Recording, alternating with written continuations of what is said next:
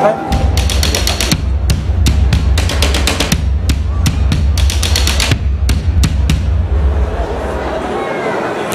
Eh bien, nous voilà à nouveau sur le plateau de Stop Intox. Je vous rappelle que vous pouvez nous suivre sur les réseaux sociaux @stop-intox et @village semence.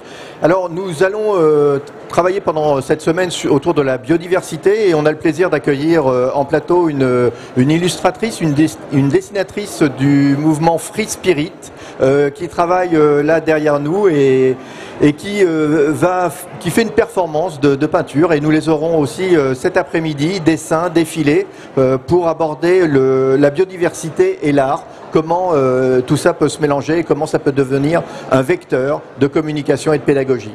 Alors pour revenir en plateau sur notre émission, l'agriculture a-t-il un avenir en France? Je redémarre avec vous, Stéphane Sanchez. Quels sont les atouts de l'agriculture française? Est-ce qu'on peut s'en sortir selon vous? Si la France n'arrive pas à mettre en avant ses atouts, il y a peu de pays dans le monde qui vont réussir. On est quand même une terre bénie des dieux, et c'est pas pour rien que notre alimentation est inscrite au patrimoine mondial. On ne fait pas de fumée sans feu, et on a tous les ingrédients pour avoir fait une très belle recette. Mais notre Alors, gastronomie, qu'est-ce qui nous bloque? Eh ben, je vais y arriver. On a tout ce qu'il faut. Pourquoi? Parce que les hommes qui se sont investis sur cette terre-là avaient un territoire extrêmement porteur, sain, et sur lequel il a pu construire une alimentation saine et équilibrée. Ce qui nous manque aujourd'hui, j'aurais tendance à dire, on a tout ce qu'il faut. C'est-à-dire, on a des acteurs, on l'a vu, les agriculteurs qui se démènent cœurs et âmes à leur métier. C'est ça, déjà, la force même dans l'agriculture, c'est l'humain, les acteurs qui le font. Et on a des filières structurées qui se sont depuis des décennies diversifiées, soit sur de l'agriculture qu'on dit conventionnelle, c'est-à-dire qui permettent à 80% des Français d'avoir une alimentation française au moindre coût sur lequel on peut se baser notre sécurité alimentaire, et une agriculture plus portée sur du haut de gamme avec des produits, des signes officiels de qualité, des produits différenciés. Et on a tout ça en France. Et la difficulté que je vois aujourd'hui, pour répondre à votre question, c'est vers quoi on veut nous tendre. C'est-à-dire que moi, j'aurais tendance à dire, et pour n'importe quel agriculteur, si on nous amène que sur du marché haut de gamme, très bien. Si on a 100% des Français qui sont capables de payer 20% leur alimentation. Donc, je ne vois pas un agriculteur qu'on va lui dire, voilà, si tu es en capacité de gagner 20% de plus, avec bien sûr des contraintes qui sont associées, bien évidemment, lui, il va se dire, bah oui, il va faire ses calculs, il va faire ses comptes en fonction de son système, et il va raisonner à deux fois, en dire, bah oui, c'est intéressant d'aller là-dessus, si on raisonne purement économiquement, parce que c'est un secteur économique, l'agriculture. On n'est pas dans l'idéologie. Donc un agriculteur, bah, bien évidemment, il va se poser la question et ça va l'intéresser. Enfin, nous y sommes un peu quand même dans l'idéologie. Alors c'est bien là le problème, c'est qu'on nous tend vers une certaine forme d'idéologie. C'est là, l'agriculture, c'est un des seuls secteurs économiques où dans la mesure où il y a des aides publiques, qu'ils soient européennes, voire nationales, on considère que ce n'est pas un secteur économique. Or, l'économie est souvent totalement absente de toutes les problématiques associées à l'agriculture. Le glyphosate est un bon exemple. Le glyphosate, on a parlé du glyphosate sur ses capacités, c'est un produit toxique, le glyphosate. Personne ne dit le contraire. Il y a une toxicité avérée. Par contre, en aucun cas, on nous a expliqué pourquoi l'agriculteur a utilisé le glyphosate. Et je pense que la personne à ma gauche est tout à fait en capacité d'en parler.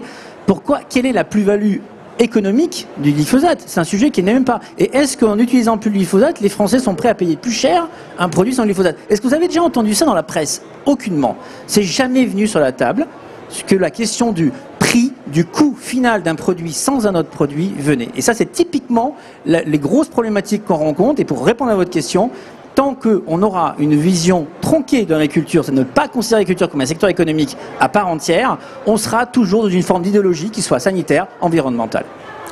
François, dans la première partie, vous évoquiez justement cette complexité, cette problématique politique. Alors, qu'en est-il pour vous? Alors au niveau du développement de l'agriculture de conservation des sols, si vous avez bien compris, en mettant le sol au centre et le végétal complètement sur les sols, il faut pouvoir contrôler tout le parasitisme. Mais c'est vrai dans toutes les agricultures. Et pour faire ça, il faut des outils. Qu'on soit en agriculture biologique, on a besoin d'outils, qu'on soit en conventionnel et qu'on soit en agriculture de conservation des sols. Et donc, l'enjeu pour nous, collectivement, c'est que on fait toujours le calcul individuellement et on doit le faire collectivement. Est-ce que l'outil dont on a besoin, que ce soit un produit phytopharmaceutique, que ce soit un produit biologique comme le sulfate de cuivre, que ce soit du travail du sol, quel est le bilan bénéfice risques que je prends à les utiliser. Et ce qui nous pose question, c'est qu'aujourd'hui, dans tous les débats sur l'agriculture, il n'est pas posé ce débat-là. Et il nous semble que toutes les actions, quand moi je suis agriculteur, quand je sors mon tracteur, quand mon voisin sort son tracteur pour labourer, il va entraîner une modification de son milieu avec des avantages et des inconvénients. Quand un agriculteur sort son pulvérisateur pour épandre de la bouillie bordelaise quand il a des vignes, il va régler un problème, en poser un autre. Quand moi je sors mon pulvérisateur pour désherber avec du glyphosate, je règle un problème et j'en pose peut-être un autre. Mais ce débat, il est normal, c'est l'agriculture qui veut ça, c'est le parasitisme. Et donc, ce qui est important pour nous, acteurs, c'est qu'on voie vers où on veut aller. Aujourd'hui, il n'y a pas de science, c'est de l'idéologie, et ça va jusqu'à cette idée qu'il y aurait des acteurs sur le territoire qui auraient la science supérieure aux acteurs qui font. Et moi, je profite du micro pour dire, sur le territoire, il y a des agriculteurs qui sont en situation très difficile à cause de comportements de gens qui sont persuadés qu'ils répondent à un enjeu supérieur. Et il y a des agressions sur le territoire qui posent question aujourd'hui. Moi, j'aimerais que les hommes politiques, j'aimerais que ceux qui ont la capacité de transmettre du savoir calment un petit peu la question. Et en agriculture de conservation des sols, pour nous, l'enjeu de la chimie, c'est d'en mettre le moins possible, l'utiliser le mieux possible avec le minimum d'impact. Et je crois que toutes les agricultures ont ça comme enjeu. Et répétons-le collectivement, si on continue à faire que de l'idéologie et à donner la parole qu'à des gens qui ne sont pas dans la réalité, je reviens à votre première question du début, je pense qu'on sera en difficulté en tant qu'agriculteur. Merci. Je profite de vous, Benoît Paru, sur les aspects politiques. Vous avez été ancien ministre. Comment est-ce que vous pouvez aider justement ces agriculteurs dans toute cette réflexion pour remettre les vraies choses au centre du débat ? Le rôle d'un politique, c'est de donner des perspectives. C'est de poser un projet. Si vous prenez l'histoire récente du monde agricole français, à la sortie de la Seconde Guerre mondiale, on a confié collectivement une mission aux agriculteurs français. Vous devez produire pour que l'on devienne autosuffisant sur le plan alimentaire. Autrement dit, la société, la collectivité a donné une mission aux agriculteurs. Depuis 15 ans, on est en train d'exploser complètement cette mission-là et de partir sur quelque chose qui n'a plus de cohérence, qui n'a plus de sens. Et notre rôle, même si moi je ne fais plus de politique, je suis dans le privé maintenant, notre rôle c'est de redonner une mission, de redonner du sens, des perspectives au monde agricole. Si on veut sortir des aspects très binaires qu'on a évoqués, et on va arrêter de se raconter des histoires, des idéologues, il y en a partout. Il y en a chez les ONG, il y en a aussi chez les agriculteurs. Et donc ce côté gentil, méchant, binaire, c'est la faute à, cette réflexion toujours très accusatoire française, c'est la faute des autres, ça ne marchera pas. Et donc la question c'est redonner du sens, des perspectives. Et ce que nous voulons faire avec Planeta, c'est justement de dire que l'agriculture, elle a des missions que doit lui reconnaître, que doit lui confier la société française. Ces missions, c'est évidemment de continuer à nourrir. Premier élément. Deuxième élément, et j'y crois plus que tout, c'est l'exemple que vous avez évoqué avec ce que vous faites, c'est comment l'agriculture, demain, peut être une réponse, pas un problème, mais une réponse aux questions environnementales. Je pense notamment au carbone. Et nous pouvons là redonner collectivement un objectif, un projet, redéfinir un projet agricole. C'est à mon avis ça le rôle du politique. Gilles. Oui, enfin, moi je voudrais juste rappeler quelque chose. Chaque année, la revue anglaise The Economist fait un bilan de toutes les agricultures du monde pour regarder quelle est l'agriculture qui est finalement la plus durable, la plus respectueuse de l'environnement et finalement la plus, ce qu'ils appellent sustainable. Figurez-vous que le numéro 1, chaque année, le champion, selon cette revue, c'est l'agriculture française telle qu'elle est aujourd'hui. Pas telle qu'elle va devenir dans 5 ans, dans 10 ans, avec tout ce qu'on va essayer de faire. L'agriculture telle que nous la pratiquons en France depuis des années est celle qui est considérée par nos amis britanniques, par la revue The Economist, comme la plus durable. Donc moi je veux bien qu'on dise à nos agriculteurs, Mais il faut faire mieux, il faut faire mieux, il faut faire mieux. Mais déjà, on est ceux qui font le mieux dans le monde. Donc déjà, je pense qu'il faut qu'on se le dise, plutôt que de dire, ok, qu'est-ce qu'on peut faire de mieux? Bien sûr qu'il faut évoluer, bien sûr qu'on peut toujours faire mieux. Mais l'agriculture française aujourd'hui, c'est celle qui fait du haut de gamme partout. Le bas de gamme français, c'est du haut de gamme. Il n'y a pas besoin de monter en gamme, on fait du haut de gamme avec tout ce que nous faisons. Donc la première chose à faire, c'est le faire savoir. La deuxième chose, c'est, et là je ne suis pas tout à fait d'accord avec mon voisin, c'est que malheureusement, il y a des gens dont c'est le business de faire de l'agribashing. Il y a des gens dont c'est l'agenda politique de démolir l'agriculture actuelle telle qu'elle est aujourd'hui, pour différentes raisons. Et on ne peut pas faire comme si ça n'existe pas en disant on va mettre tout le monde autour d'une table et ça va bien se passer. Non, si nous avons un agribashing aujourd'hui tel qu'il est, c'est parce qu'il est organisé. Il vient pas simplement de l'ignorance d'un certain nombre de gens. Voyez. Donc s'il n'y a pas une offensive de la part du politique pour arrêter cet agribashing, pour dire stop maintenant, ça suffit. Je vais prendre un exemple concret. Il y a une semaine, Élise Lucet a fait un envoyé spécial sur le glyphosate. C'était un concentré d'agribashing. Est-ce que j'ai vu le ministre de la Santé, est-ce que j'ai vu le ministre de l'Agriculture sur un plateau de télévision en disant « Stop, ce n'est pas notre agriculture ». Non, je ne le vois pas. Donc il y a de la part du politique un désavou, ils ne prennent plus leurs responsabilités. Et malheureusement, c'est vrai avec le gouvernement actuel, mais malheureusement ça a été vrai avec le gouvernement précédent, et ça a été vrai avec les gouvernements d'avant. Ça a commencé avec le Grenelle de l'environnement, où on a commencé à mettre l'emphase sur tout ce qui n'allait pas sur l'agriculture, plutôt que de faire une communication pour expliquer sur tout ce qui va sur l'agriculture. Pourquoi elle est excellente aujourd'hui déjà. Et donc je pense que c'est le prémillaire. Sans ça, on n'y arrivera pas. Et les conséquences de ça, c'est que si vous regardez les chiffres, nous sommes en train de perdre des marchés, des parts de marché à l'exportation. On va y revenir. Nous sommes en train de perdre des marchés à l'importation. Gilles, on va revenir sur ce point de voilà. l'international. Mais je pense que Benoît Paru, vous n'étiez pas tout à fait d'accord avec vous et voulait rebondir. Oui, peut-être que les raisonnements un peu simplistes, un peu binaires, là encore très accusatoires, ne sont pas très utiles. Alors j'ai bien compris qu'il fallait que les politiques interdisent aux journalistes de faire de l'agribashing. J'ai bien compris qu'il fallait en gros qu'une idéologie, quelle qu'elle soit, prenne le pas sur l'autre en interdisant en gros ce qu'il fallait pas faire ou ce qu'il fallait faire. Je suis pas certain que ce soit comme ça qu'on s'en sortira.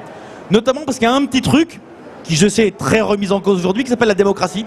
Et que jusqu'à preuve du contraire, un journaliste, et tant mieux, il a l'angle d'émission qu'il souhaite.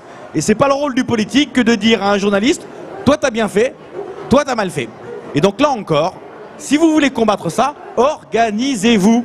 Faites-le vous-même. Vous êtes des grands garçons. C'est ce qu'on fait d'ailleurs. Tant mieux alors. C'est ce qu'on fait. Ben voilà. Et donc, il n'y a jamais eu autant de réactions sur les réseaux sociaux. Il n'y a jamais eu autant de réactions sur les réseaux sociaux sur l'émission de Élise Lucet. À un point où France 2 a admis qu'ils n'ont jamais vu quelque chose comme ça. Parce que ce qui se passe aujourd'hui, c'est que les agriculteurs sont en train de prendre la parole parce qu'ils en ont collectivement ras-le-bol d'être plantés du doigt et d'être toujours mis comme les coupables. Deux choses. La première, ne faites pas comme Élise Lucet. Donc ne lui reprochez pas quelque chose que vous allez faire en sens inverse. Ça ne marche pas bien comme ça. Le deuxième élément, au lieu d'attendre toujours du politique qu'il interdise, tout en nous disant il y a 5 minutes qu'il fallait arrêter les réglementations. Donc si je comprends bien, il fallait arrêter les réglementations sur l'agriculture, mais de l'autre côté, bien évidemment, quand il y a quelque chose qui ne va pas, il faut interdire le journalisme. Non, pas interdire, de l'agribashing. Intervenir, pas interdire. En gros, intervenir, pas interdire. Ce que je vous propose, c'est effectivement ce que vous venez de faire, à savoir, ou ce que vous venez plutôt de nous expliquer. Prenez-vous en main en termes de communication. Il y a effectivement, sur toute une série d'activités professionnelles en France, pas que l'agriculture, sur d'autres activités professionnelles, il y a effectivement aujourd'hui, par simplisme, pas me semble-t-il par volonté, mais par simplisme, il y a effectivement de l'agrobashing, comme il y a toute une série de bashing divers et variés. C'est une mode française qui est effectivement de trouver des coupables à peu près à tous nos problèmes.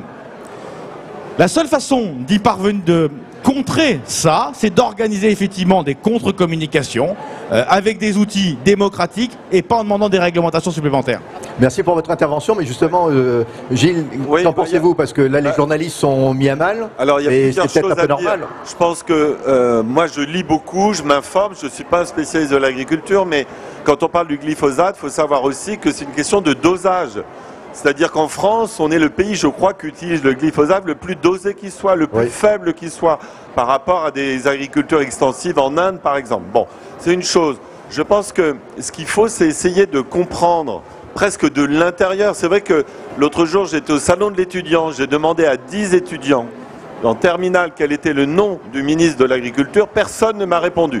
Donc il y a peut-être aussi un déficit de communication. Alors que Stéphane Le Foll, tout le monde le connaissait quand il était ministre de François Hollande, ou même d'autres. Je prends cet exemple parce que peut-être... Il vient d'arriver, il y a pas très longtemps. Bah, il vient d'arriver, ça fait 6 mois quand même. Bon. Je veux dire par là qu'il y a aussi, on a parlé, alors moi je voudrais quand même revenir sur une chose, on n'a pas parlé de la loi d'alimentation aussi, qui est liée à l'agriculture. Oui. Moi, je pense qu'il y a, dans le déficit de communication, et c'est là où les journalistes doivent intervenir, c'est que je pense qu'il faut aussi que dans les régions, on prenne conscience dès le primaire de ce qu'est l'agriculture. Moi, je trouve assez hallucinant de voir qu'il y a beaucoup d'enfants qui ne connaissent pas l'agriculture alors qu'ils sont dans des régions agricoles. Donc ça commence aussi là, l'éducation, l'information commence à l'éducation. Donc on pourra accuser tous les journalistes, mais je pense que ça commence là. Alors évidemment, on peut mettre en cause peut-être aussi le fait que si on parle d'agriculture, il faut le replacer dans le cadre d'une politique agricole. Moi, je m'étonne qu'on ne parle pas assez, par exemple, des accords du CETA, qui permet... On a signé des accords du CETA avec les Canadiens, alors que les Canadiens utilisent des herbicides qui sont condamnés en France, par exemple. Ça, c'est un vrai problème, ça. On n'en parle pas tellement. Alors justement, vous voulez intervenir, François? Oui, sur l'aspect de communication et de transmission, parce que j'ai la chance dans la ferme chez moi, depuis 20 ans, de faire de l'accueil touristique, et on a fait une activité d'accueil pédagogique avec les élèves. On a accueilli plus de 15 000 élèves sur ma ferme, et ça n'a pas été anecdotique par rapport au changement de système. C'est-à-dire que le fait d'être confronté, j'habite à côté d'une petite ville, 10 000 habitants, mais ma ferme, elle est entourée de maisons partout. Vous savez comment c'est, hein, les petits villages, il y a des maisons partout, et donc il y avait une contrainte de faire mon métier au regard de tout le monde.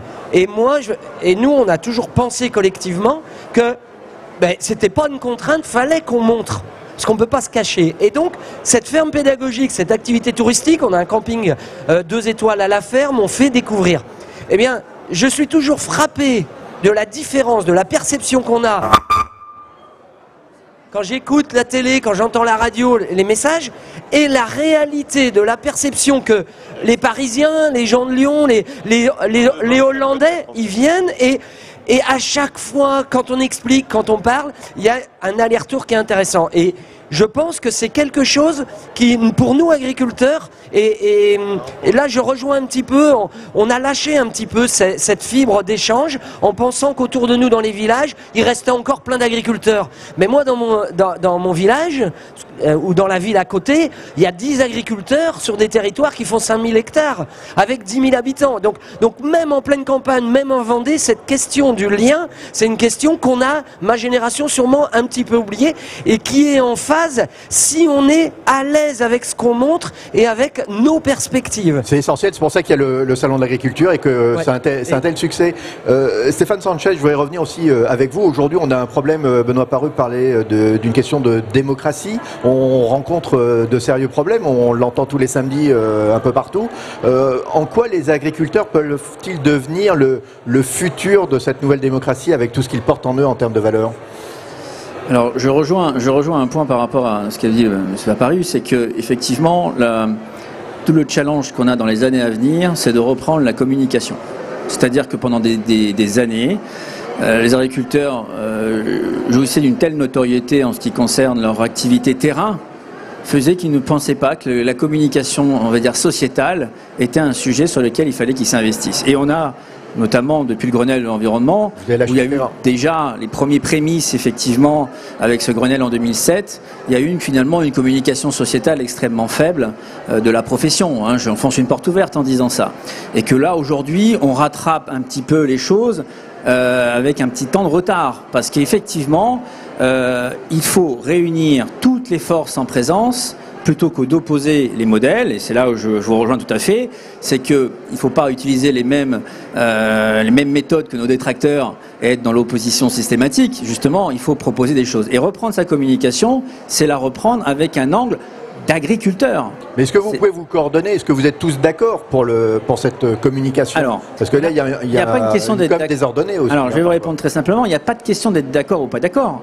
Quand on fait du sociétal, c'est-à-dire qu'on répond à des attentes de consommateurs et des interrogations qui sont légitimes et qui sont certes peut-être entretenues, mais il y a un ferment pour ça, le corporatisme n'existe plus. Vous êtes vraiment sûr de ça? On ne fait pas de la communication corporate sur du sociétal. Le sociétal, le ferment de la communication sociétale, c'est l'émotion. Ils veulent être rassurés et ils veulent que quelque part, dans cette communication-là, la technique n'a pas, et le syndical n'a pas sa place. Donc quand je dis que les agriculteurs sont les mieux placés pour faire du sociétal, c'est très important comme axe, et c'est tout à fait nouveau dans l'agriculture. Il faut que les agriculteurs prennent la parole en leur nom, et on le voit sur Twitter, on le voit sur des tas de mes réseaux sociaux aujourd'hui, c'est pas le syndicalisme qui parle. Sur le sociétal, il n'a pas voix. Il faut que ce soit les agriculteurs eux-mêmes, bénéficiant justement de toute la popularité qu'ils ont, pour faire passer leur message et mettre de l'humain, mettre de l'émotion. Vous savez, quand on est dans la peur, quand on est dans un sentiment de peur, on a eu un doute, le doute s'est transformé en peur, on est dans l'attente d'être rassuré. Et pour rassurer les gens, il faut remettre de l'humain, il faut mettre un agriculteur qui explique que concrètement, voilà, il a fait des choses plus ou moins bien, qu'aujourd'hui il a conscience que son consommateur, c'est-à-dire celui qui achète ses produits, attend autre chose, il a des difficultés, il les exprime. Et à partir de là, je vous assure qu'en termes de communication, c'est beaucoup plus efficace qu'un communiqué de presse. Merci beaucoup. Je vous en prie. Le micro. C'était juste pour rebondir, parce que sur cette question de reprise en main, c'est ce qu'on va faire mardi après-midi au niveau du salon. Il y a un film, Bienvenue les Vers de Terre, qui a été fait par l'association d'Occitanie, qui travaille au sein de l'APAD, et va être présenté au grand public ces témoignages d'agriculteurs autour de cette agriculture de conservation des sols. Et donc j'invite tous ceux qui seront présents à partir de 16 h mardi pour venir à la fois regarder ces images, entendre le témoignage, mais aussi échanger avec nous, agriculteurs qui seront là, ceux qui ont fait le film seront là, et ce film va tourner en France entière, dans toutes les salles de cinéma, mais toujours avec des agriculteurs qui le portent vers le grand public pour pouvoir justement expliquer ces choses-là, et je pense que c'est quelque chose d'important, et c'est une des actions centrales de notre association, et notamment dans les journées patrimoine sol que l'on fait, la journée du patrimoine, on fait les journées patrimoine sol dans la France entière pour accueillir nos voisins dans nos fermes qui pratiquent l'agriculture de conservation des sols, et ça va vraiment dans cette idée que on doit se mettre, ouvrir nos fermes, parce que on est sûr de ce qu'on porte est durable. On est à l'aise et en plus on est légitime. Et cette légitimité, on a intérêt à la reprendre. J'ai une dernière question pour chacun d'entre vous, c'est pour tous la même. Si vous étiez ministre de l'Agriculture, quelle serait la première décision que vous prendriez à l'occasion de ce salon ? Gilles, désolé d'envoyer la patate chaude comme ça. Difficile à dire comme ça. Je pense que la première chose, c'est d'essayer effectivement de redéfinir ou de définir une vision pour les 20 ou 30 prochaines années de l'agriculture française, en essayant de coller au maximum, pas sur ce que les gens disent ou pensent, mais sur les réalités économiques. Les vraies réalités économiques, c'est-à-dire sur ce que les gens achètent, sur les vraies évolutions de la société. Moi, je remarque que le prêt-à-manger, par exemple, évolue beaucoup plus vite que le bio, par exemple. Alors que le prêt-à-manger, on n'en parle pas. Il y a beaucoup de domaines dans lesquels on voit que la vision qu'on donne ne correspond pas à la réalité économique, que ce soit en France ou que ce soit à l'étranger. Et c'est ce décalage entre le mode de la production d'un côté et ce que le consommateur veut qui fait que nous allons avoir de grandes difficultés avec l'agriculture française si nous ne définissons pas un vrai projet économique pour l'agriculture. Économique avant le reste. Pour la durabilité, on est très bon. Pour le social, on est très bon. Pour l'environnement, on est déjà très très bon. Ce qui manque, c'est l'aspect économique. Et ce n'est pas un gros mot. Benoît Paru. Je répondrai pas à votre question. Qu'est-ce qui nous rassemble? Qu'est-ce qui pourrait nous rassembler alors? Je pense qu'on a une agriculture française qui, sur le plan mondial, légitime, qui a historiquement une influence très forte.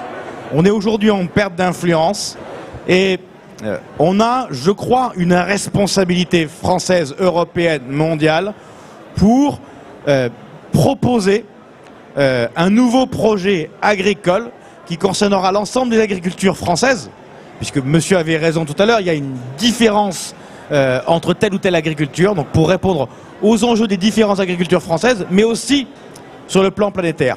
Parce qu'on voit bien qu'on est en corrélation de beaucoup de choses. On est sûrement les meilleurs sur le plan environnemental. C'est vrai. Enfin, si on est bon sur le plan environnemental en France et qu'on ne l'est pas partout ailleurs dans le monde, on ne règle aucun des problèmes. Et donc on a un enjeu en la matière d'avoir des questions, notamment environnementales, qui sont totalement décorrélées des questions géographiques et des questions de frontières. Merci. Alors, je vais me placer dans la peau d'un ministre de l'Agriculture, ça va pas m'arriver tous les jours, hein. Je vais en profiter. Allez, pour me donner lancez-vous. En fait, on est rentré sur le spectre de l'agroécologie, à mon avis, sous un mauvais angle. Je ne dis pas que l'agroécologie n'est pas louable. Dans la durabilité, vous avez 3 piliers, vous avez l'environnement, le social et l'économie. En rentrant sur l'agroécologie, on rentre sur un domaine environnemental alors qu'on oublie le spectre de la consommation. La question essentielle que le ministre doit répondre, c'est aujourd'hui quelle consommation on veut. Est-ce que les Français sont prêts à mettre au niveau de leur panier et de leur portefeuille pour avoir ce produit-là. Tant qu'on n'aura pas vis-à-vis du ministère de l'Agriculture une orientation claire et dire voilà, aujourd'hui 30%, 40% des Français sont prêts à payer 20% plus cher leur agriculture, eh ben on produit pour ce marché-là. Très bien. Et dans ces cas-là, on y met tout le paquet pour produire, pour répondre à cette demande, avec un seul objectif, limiter les importations. Parce que demain, les rayons seront toujours pleins, on n'aura pas les produits français, on aura des produits d'exportation. La ligne de la ministère de l'Agriculture, c'est de dire, vous voulez tel produit, vous êtes prêt à le payer, eh ben on va le produire et on met le paquet pour le produire. Merci. François. À la même question. Je dirais simplement qu'il exprime de la confiance envers les agriculteurs, qu'il leur donne la main, donc d'une part de liberté, pour qu'ils aient la responsabilité de participer à ce changement et qu'il n'y ait pas de décision idéologique court terme qui empêche la projection des agriculteurs et la durabilité qu'on porte. Gilles. Moi, si j'étais ministre, je pense qu'au même titre qu'il y a les journées du goût, je ferais des journées agricoles dans les classes, dès le primaire, pour essayer de sensibiliser par région, en accord avec les conseils départementaux, les conseils régionaux, pour que vraiment les enfants soient vraiment mobilisés pour les terres agricoles. Voilà. Nutrition, agriculture, éducation. Merci beaucoup. Alors on va regarder maintenant le résultat du sondage sur Twitter. Les agriculteurs, premier écologiste de France, d'accord, pas d'accord. Théo, est-ce que tu peux nous donner le résultat ? Alors, vous avez été une quinzaine à réagir sur Twitter au sondage, donc c'est assez mitigé. 57% sont d'accord à la question « Les agriculteurs sont-ils les premiers écologistes de France ?» et 43% ne sont pas d'accord, comme vous pouvez le voir à l'écran. Bon, le débat n'est pas fini, merci beaucoup. Et donc je vous rappelle que nous avions en plateau l'association Free Spirit avec Lilo Lou qui nous a mis beaucoup d'émotions et de bonheur avec son joli dessin. Merci à tous les 5 et à demain pour une nouvelle émission de Stop Intox. Et n'oubliez pas, vous pouvez retrouver sur la chaîne YouTube Village Semence et sur le Twitter @StopIntox et @Village Semence. Merci à tous.